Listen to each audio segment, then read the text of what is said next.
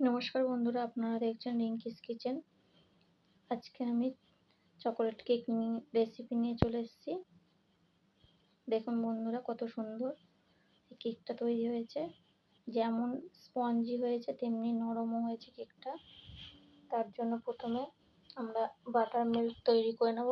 তার জন্য আমি 250 গ্রাম দুধ নিয়ে নিয়েছি এবং দুধের মধ্যে 1 চামচ ভিনেগার দিয়ে দিচ্ছি এবং একটু হালকাভাবে মিশিয়ে রেখে দিচ্ছি। এবার একটা বাটি নিয়েছি, বাটিতে আমি একটা স্ট্রেনার নিয়ে নিয়েছি। এবার একই বাটি মেপে 2 বাটি ময়দা নিয়ে নিচ্ছি, হাফ বাটি চিনি গুঁড়ো দিচ্ছি, হাফ বাটি কোকো পাউডার দিচ্ছি, 1 চামচ বেকিং পাউডার ও হাফ চামচ বেকিং সোডা দিচ্ছি। এই উপকরণগুলোকে ভালো করে একটু চেলে নিচ্ছি যাতে কেকের ব্যাটারের মধ্যে কোনো লাম্পস না থাকে।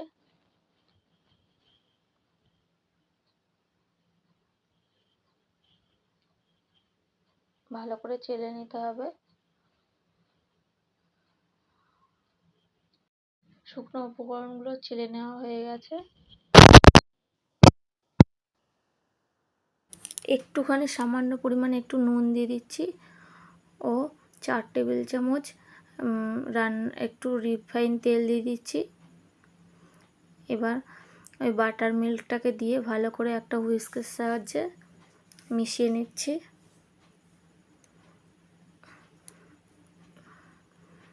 একটু গাঢ় গাঢ় মনে হচ্ছে, তার জন্য আর একটু দুধ আমি রেখে দিয়েছিলাম, ওইটুখানি দিয়ে দিলাম। দিয়ে কেকের ব্যাটারটাকে ভালো করে মিশিয়ে নিতে হবে। দেখুন বন্ধুরা, কত স্মুথ হয়েছে কেকের ব্যাটারটা। ব্যাটারটা এরকম স্মুথ হতে হবে।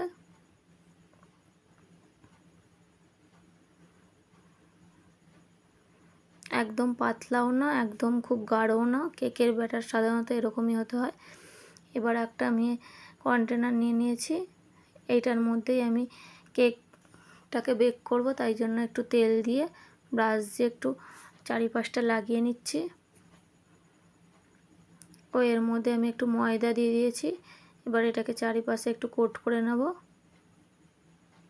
যাদের কাছে বাটার পেপার আছে তারা বাটার পেপারও লাগাতে পারে। এবার কেকের ব্যাটারটাকে দিয়ে দিচ্ছি।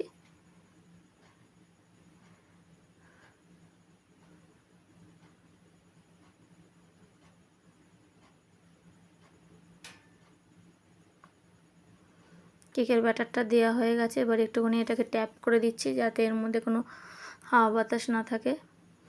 এবার একটা কড়া বসিয়ে দিয়েছি আমি গ্যাসে, প্রিহিট করে নিয়েছি 10 মিনিট। এবার এর মধ্যে একটা স্ট্যান্ড বসিয়ে দিচ্ছি ও কেকের ওই বাটিটাকে আমি বসিয়ে দিলাম। এবার একটা ঢাকনা দিয়ে ঢেকে দিচ্ছি 40 মিনিটের মতো। 40 মিনিট পরে ফিরে এসেছি। দেখুন বন্ধুরা, কেকটা আমাদের হয়ে গেছে। এবার একটা টুথপিক নিয়েছি, এটাকে দিয়ে আমি দেখে নেব ভেতরটা কী অবস্থা আছে। দেখুন টুথপিকের গায়ে কোনো লাগেনি। এবার একটা প্লেট নিয়ে নিয়েছি, কেকটাকে ঠান্ডা করে নিতে হবে। এবার একটা ছুরির সাহায্যে সাইডটাকে আমি একটুখানি ছাড়িয়ে দিচ্ছি যাতে লেগে না থাকে। কত সহজেই কেকটা বেরিয়ে আসলো। দেখুন দেখুন কত সুন্দর স্পঞ্জি ও জালিদার হয়েছে কেকটা। এবার ওপরের পার্টটাকে আমি কেটে তুলে নিচ্ছি।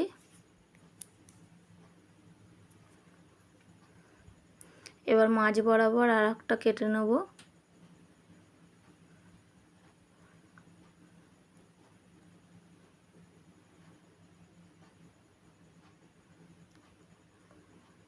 একটু আস্তে আস্তে এই কাজটাকে করতে হবে, চারিধারটা আস্তে আস্তে ঘুরিয়ে ঘুরিয়ে কাটতে হবে। কেকটা আমাদের কাটা হয়ে গেছে, এই পার্টটাকে তুলে নিচ্ছি।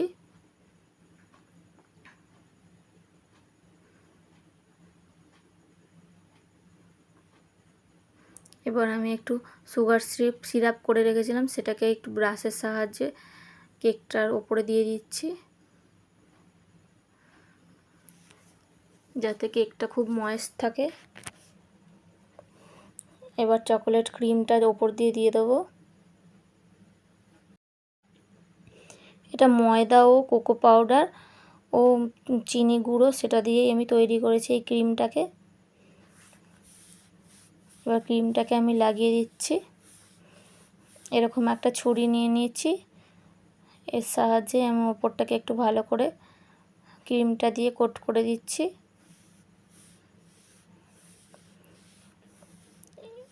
এবার আর একটা পাটও আমি বসিয়ে দিয়েছি, আবারও সুগার সিরাপ লাগিয়ে দিচ্ছি চারিপাশটা।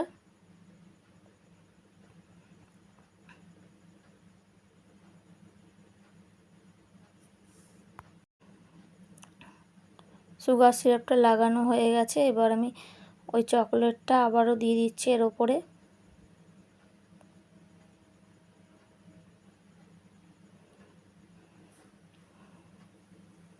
এবার চারিপাশটাকে একটুখানি ভালো করে লাগিয়ে দিচ্ছি ধারগুলো।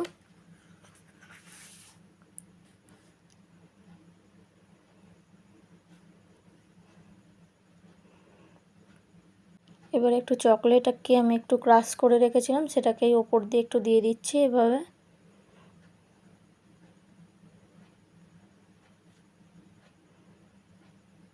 এইভাবে চারিপাশটা একটু দিয়ে দিলাম।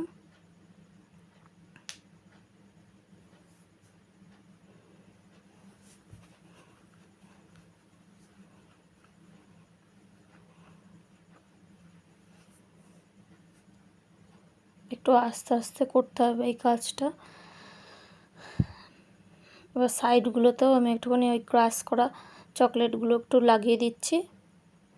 এবার আমি চোকো চিপস নিয়েছিলাম, সেটাকেই মাঝখানে একটু ডেকোরেশন করে নিচ্ছি।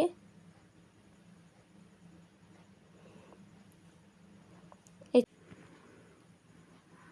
চকো চিপসগুলোকে দিয়ে দিচ্ছি চারিধার দিয়ে উপর দিয়ে।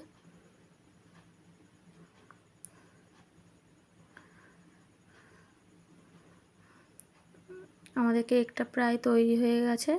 দেখুন সিম্পলের মধ্যে কত সুন্দর ডেকোরেশন হয়েছে।